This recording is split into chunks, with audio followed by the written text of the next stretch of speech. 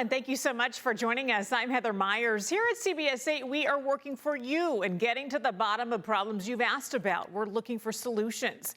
We begin with an insurance crisis affecting many Californians. State Farm announced last month it will not renew 72,000 home insurance policies in the state, including many in San Diego.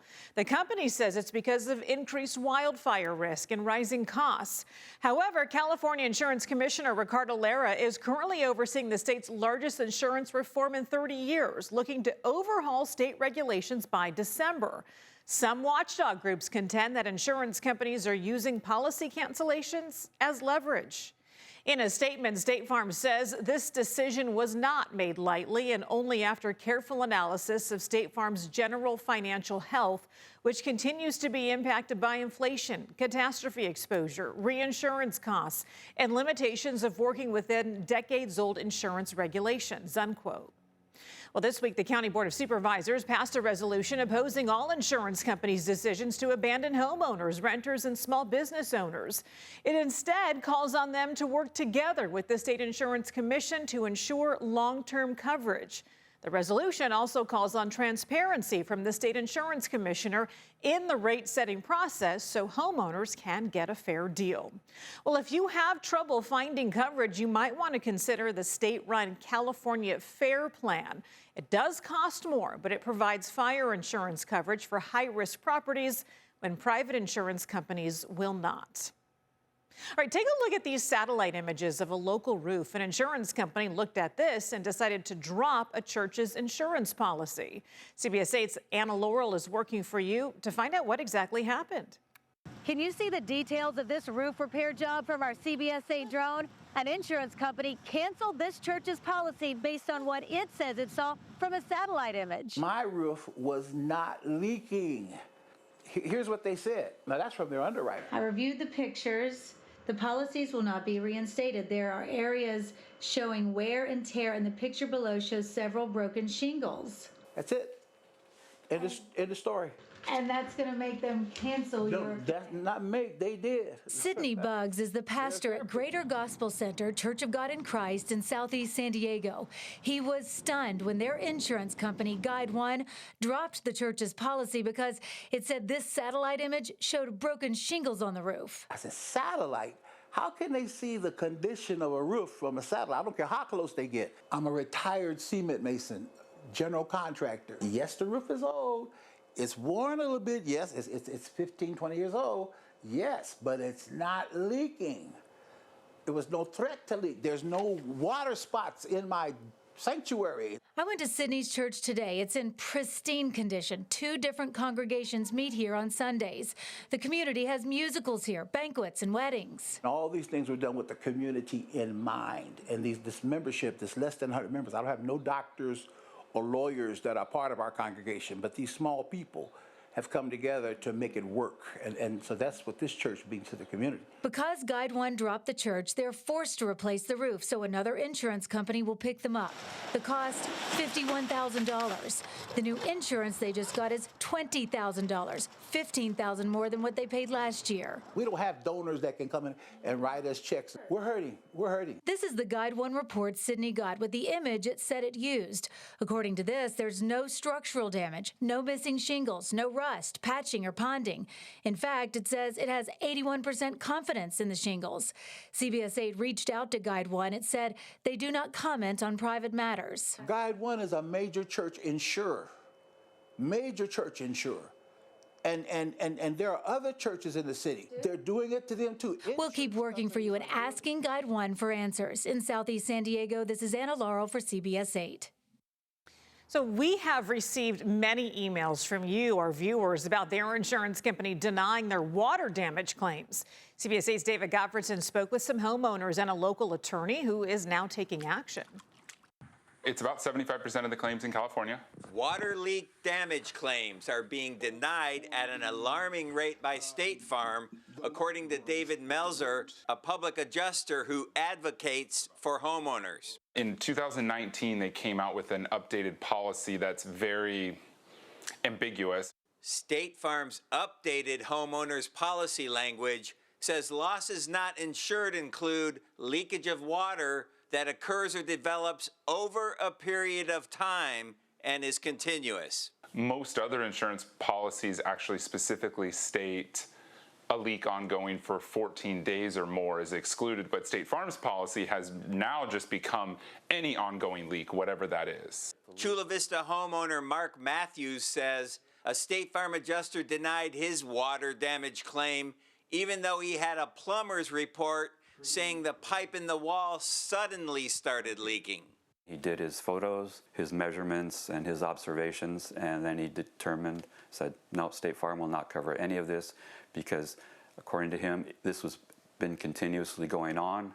I started working to find a solution and found a La Jolla attorney in the early stages of a class action lawsuit against State Farm. It may hinge on that State Farm phrase, over a period of time. It's a very vague phrase that's in their policy, and they're using that to just deny claims outright. Attorney Eric Jenkins says State Farm stopped writing new homeowners policies about a year ago, and that's when he saw a sudden increase in water damage claim denials. The adjusters seem to have a more cavalier attitude about denying the claims. These adjusters have a duty to act fairly in adjusting the claims, but State Farm saying, well, we're not going to cover your claim, and if you don't like it, you can take us to court. I specifically asked State Farm about recent changes in its homeowners policies. The company responded in part, "It's important to note that every claim is unique and not all losses are covered by insurance. Our commitment to paying what we owe has not changed."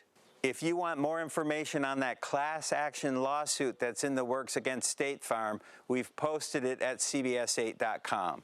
Working for you, David Gottfredson, CBS 8. In Mountain View, a viewer reached out to us and told us about a noisy generator at a business, and it's disturbing the lives of the people who live in the neighborhood. CBS 8's Jasmine Ramirez is working for you to find out what's being done about this. Tonight we came out to the neighborhood to talk to the family who lives in this tan house here. Now they're right next door to this business, and you can clearly hear that generator from their backyard. It's a sound Robert Mora says started a few months ago. It can be on as early as 6 in the morning until 11 at night. Next to his home, Reliable Transportation is using a gas-electric generator at their mobile office. Robert has recorded the noise from inside his home and his yard. Here you can see noise levels measuring more than 80 decibels. We feel prisoners in our own house. We can't really go outside anymore and enjoy the air, enjoy gardening, do the nice things. He filed a complaint with the city on April 2nd. Robert says his 2 young children are homeschooled and worries it's taking a toll on their mental health. He's also concerned about the business's bright floodlights shining into his home. My wife and I are concerned for their long-term health because we don't know when this nuisance is going to end. Tonight, we went to the business and I spoke with the manager. He tells me the generator is only temporary as they wait for SDG&E to install power. We have never planned to use it. We had to go buy one, so we're just waiting on them. We've signed everything, all the paperwork, all the permits. We've been paying taxes since January on the property. And says electricians are redirecting the lights to face away from homes and be put on motion sensors. I asked Robert his thoughts on what the business is doing. I want them to run a business. I'm pro-business, but at the same time, it can't be affecting people's lives in the neighborhood. And it's just not me, but my other neighbors have also complained. I just want this to be resolved soon. We also reached out to the city. I learned Reliable Transportation has a permit to install an electrical meter and a temporary power pole. The city says a building land use enforcement investigator inspected the property for violations, but no enforcement remedies have been issued. Jasmine Ramirez, CBS 8.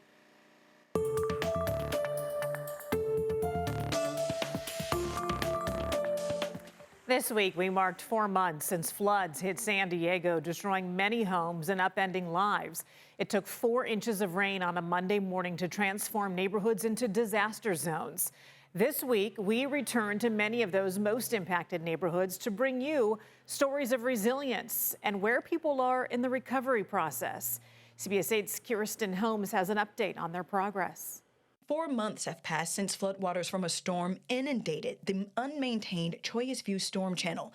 On the left, you're looking at video that we shot a day after the storm. On the right, video of the channel that we shot yesterday. As you can see, water rushed into neighborhoods, destroying nearly everything in its path, leaving behind a mess of mud, and cars floated from their parking spots. For hundreds of San Diegans, January 22nd was a life-altering day.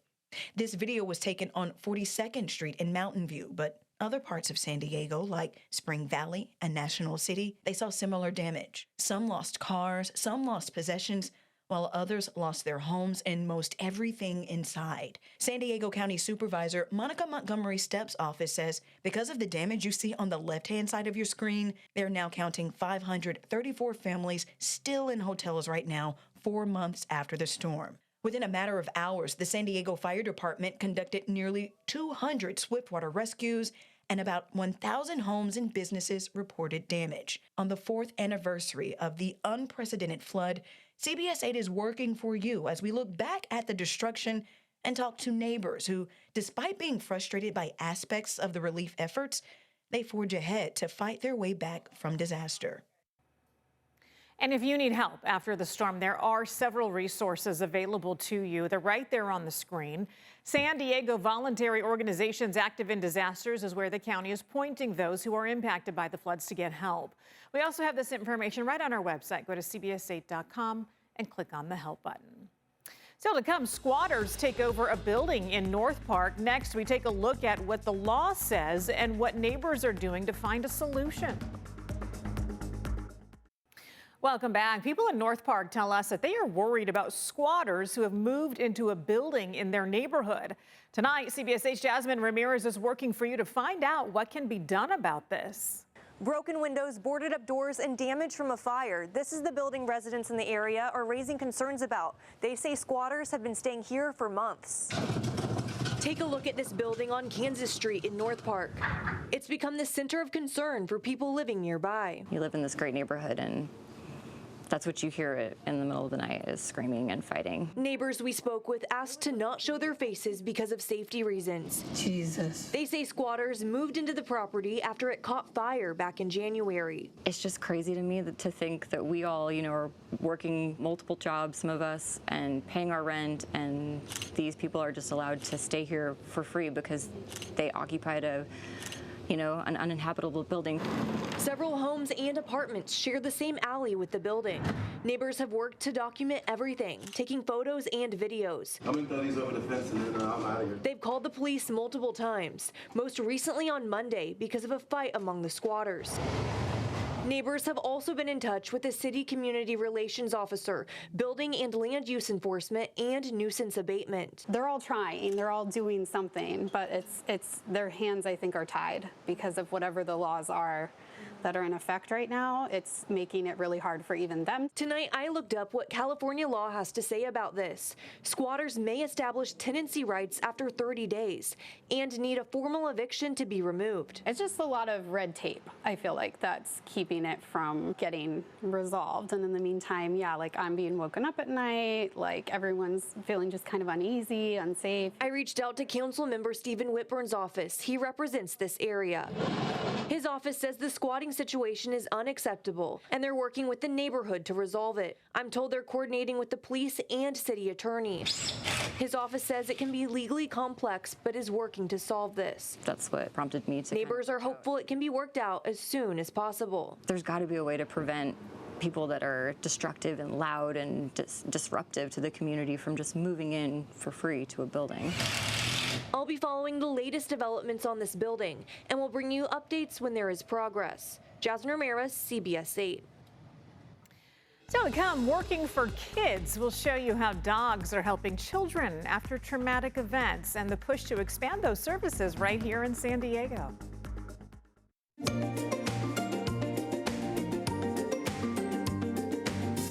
It is well known that dogs can provide comfort and help children recover from an illness or maybe an injury.